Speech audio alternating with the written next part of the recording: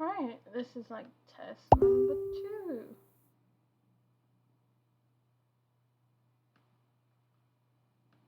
No. Hello. Okay. So there's no noise coming through the TV. Wait, this is the adventure guide.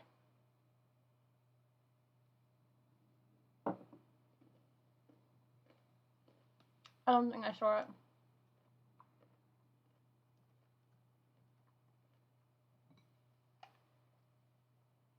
RB.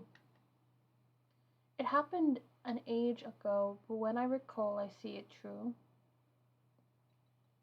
On a night of wintry fog, the rune of death was stolen.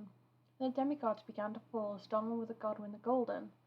Queen Merica was driven to the brink. The shattering ensued, a war that wrought only darkness. The Elden ring was broken. But by who, and why? What could the demigods ever hope to win by warring? The conqueror of the stars, General Radon, and the blade of Merquella, Melina the Severed. These two were the mightiest to remain, and locked horns in combat, there would be no victor. And so we inhabit a fractured world, awaiting the arrival of the Elden Lord. Unless, of course, thou shalt take the crown. I think that was in the trailer. The lands between, a land once blessed by the Erd Tree. Since the Elden Ring was broken, it has been rife with curse and misfortune. How to travel the lands between. The lands between is a large place that seamlessly connects many areas. First aim to find the site of grace, an exploration base and place to rest and level up to expand the breadth of your exploration. Legacy, granting dungeons built in complicated vertical patterns, rich adventure and powerful enemies await. Caves. These natural caves can sometimes house dangerous creatures. Light is limited, so you'll want a torch when exploring them. Underground crypts. Crypts built by persons unknown. Some have traps to ward off intruders. Also beware of enemies pretending to be stone statues. That is horrifying. Shafts dug by miners. Many of them go deep and have multiple layers. The ore is alluring, but don't get in the miner's way. Okay.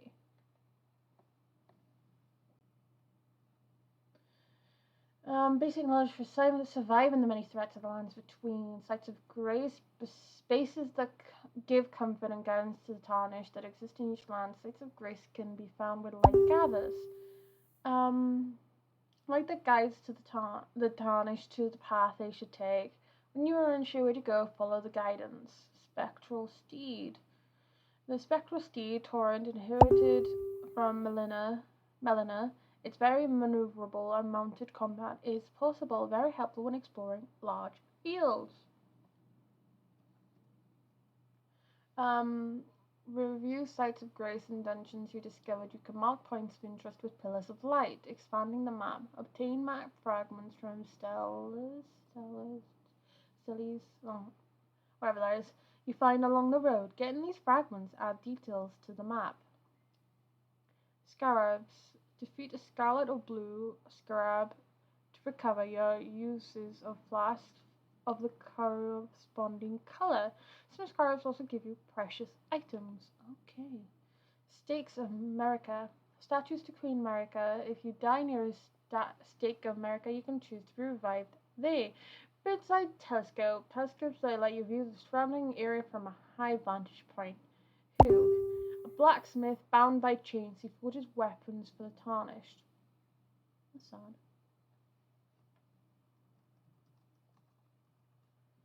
Melina, the maiden who guides the tarnished, and a girl who offers trays to the player.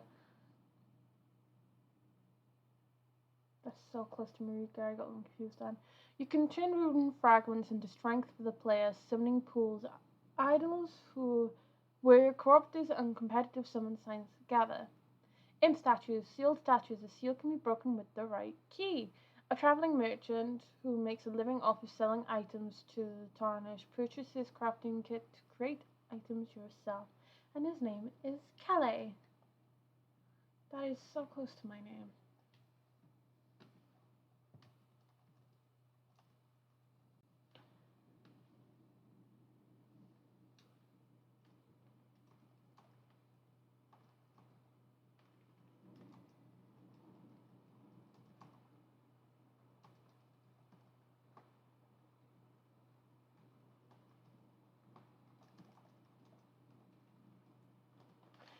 Stitches item crafting kit. You can combine materials. You got it to make items easy. To make items anytime. Item crafting may open some paths. Ooh, nice.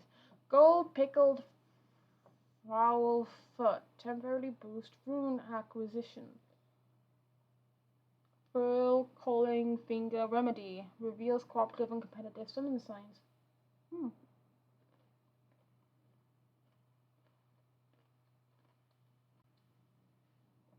Stone symbolizes release impending hemorrhage. Okay. Fire grease. Coats weapon inflicting fire damage. Okay, so I'm guessing that's fire paper. Roa Raisin. On horseback, feed to spectral steed to restore HP. Bone dart. Third enemy to inflict damage. Fire pot. Third enemies to inflict fire damage. Pickled turtle leg. Temporary boost. I'm eating pickled gherkins. So that's like perfect. And they look the same. That's so weird. Feather bone arrow, thin whittled animal bone with feather fletchlings, rainbow stone, shines colored light when placed. Guide. How much is it? 1, 2, 3, 4. Oh, so not that much. Introducing the areas of Limegrave, the setting of the game's opening, Church of Ella, a church standing to the north of the first step site of Grace. The traveling merchant Calais is selling his wares. Agiel Lake, a lake named after the dragon that lives in this area. There are mines beside the lake where various ores can be found. Stormvale Vale Castle, a castle that stands on a precipice ravaged by storms. Godric the Grafted, deformed by age, waits in its depths. So he's a boss. Stormgate, a barrier built on the road to Stormvale Castle. The Capital Knights have made a base of the ruins that spread before it. So I'm guessing that's all the bosses as well. Mistwood, a rich forest full of creatures. A lift that leads deep underground exists somewhere in this forest. That temple.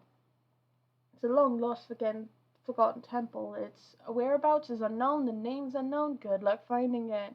Castle Morn, a castle standing at Limegrave's southernmost point.